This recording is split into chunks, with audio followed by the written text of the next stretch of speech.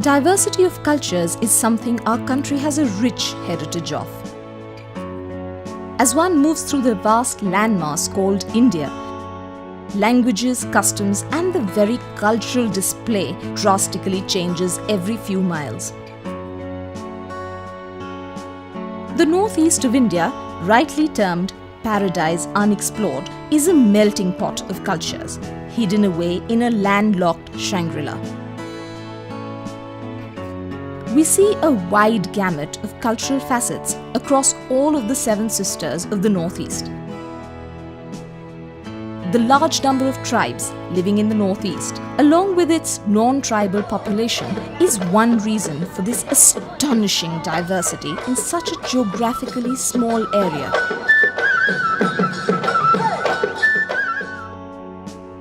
And what better way to explore this rich culture than to attend weddings and delve into the little nuances of tradition.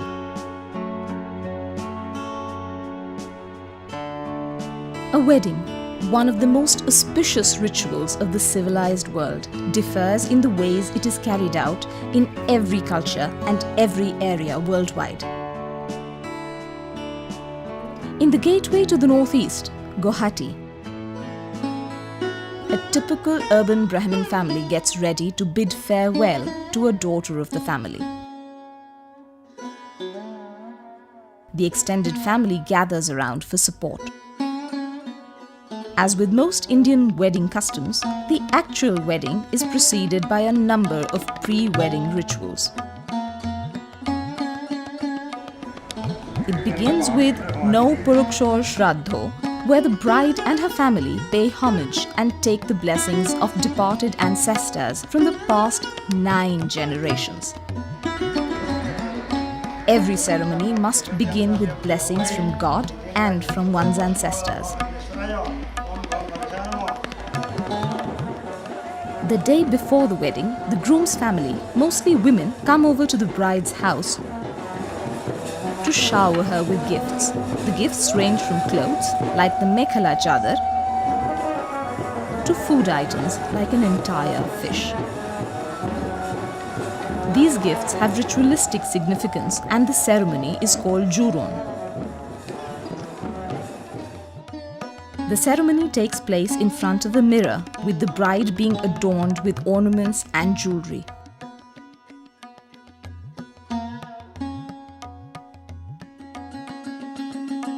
It is the morning of the wedding day and the bride gets ready for a ritual bath called the Nuoni.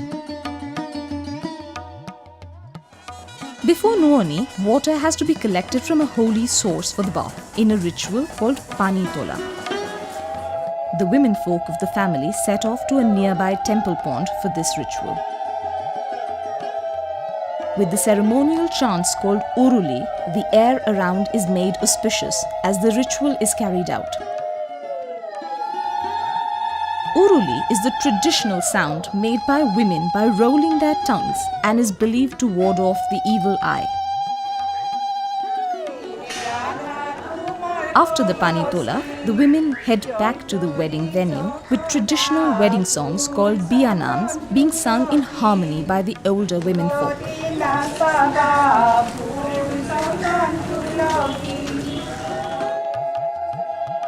Pre-wedding rituals are usually followed by the main wedding rituals that can vary in different settings in different places in the region. In the nearby state of Arunachal Pradesh, permanent rice cultivating tribes called the Apatanis have very different rituals for weddings. In the rice plains of Zero, the nature-worshipping Apatanis have a number of traditions for a couple to be wedded auspiciously. A ceremonial walk by the women folk of the bride's family from her home all the way to the village of the groom's family is one of the most peculiar rituals.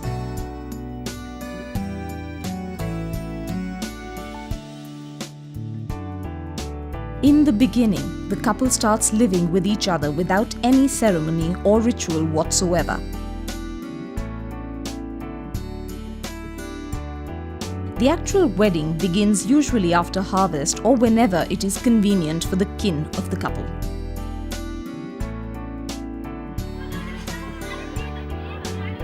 The groom's family negotiates with the bride's family for a bride price.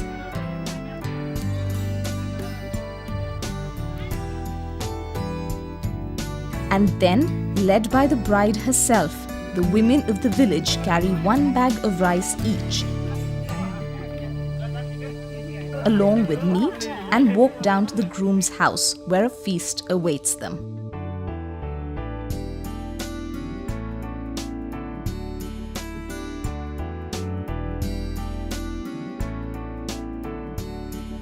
Animal sacrifices are a common trait in tribal marriages, and the Apatanis are no different.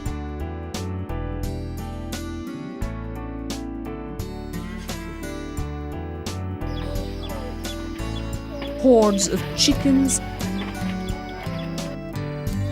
goats and pigs are sacrificed and cooked to be feasted upon by the family and fellow villagers.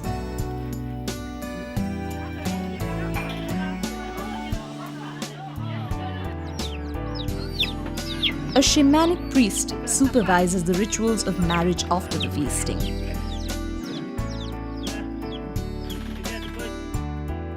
The idea of freedom and openness in the marriage customs is very typical of and unique to the Apatani culture.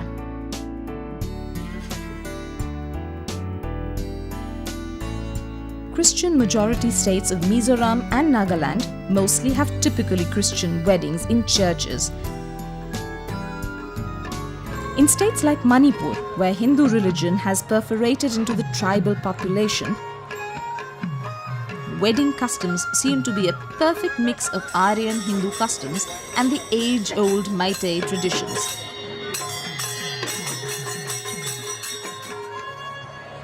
One of the most striking differences is the fact that there is no yagna or ritual fire around which a typical Hindu wedding normally takes place.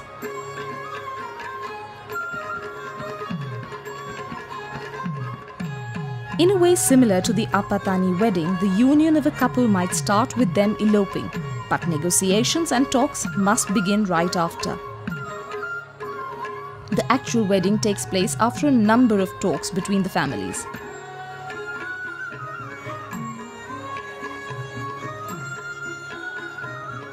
Both the bride and the groom in this particular wedding are Manipuri Vaishnavites. Thus, the rituals are also a combination of more Aryan Hindu rituals as well as the rituals of the Meiteis. The morning of the wedding sees the bride prepare the Varmala for her groom, which is a very important ritual of the wedding day. As lunchtime approaches, the womenfolk from the bride's family leave for the groom's house, where they decorate the bedroom of the bride and the groom.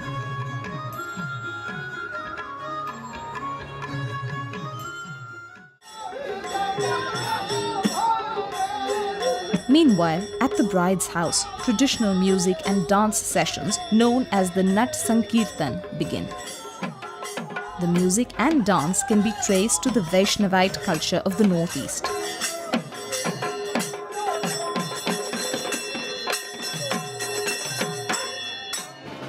The groom waits for his bride to come to the mandap while the priest reads out a combination of Hindu and Meitei chants. After a couple of tiring hours of ritualistic chants,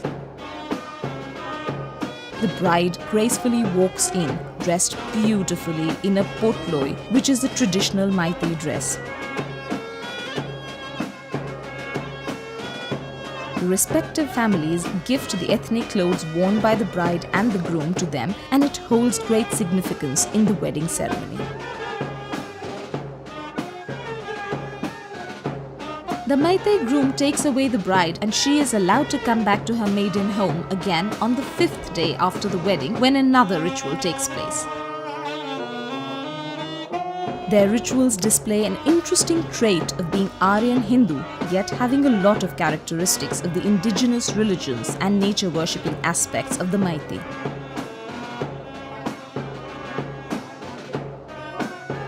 The various indigenous groups that live in harmony in the region display a wide spectrum of ethnic cultural colors.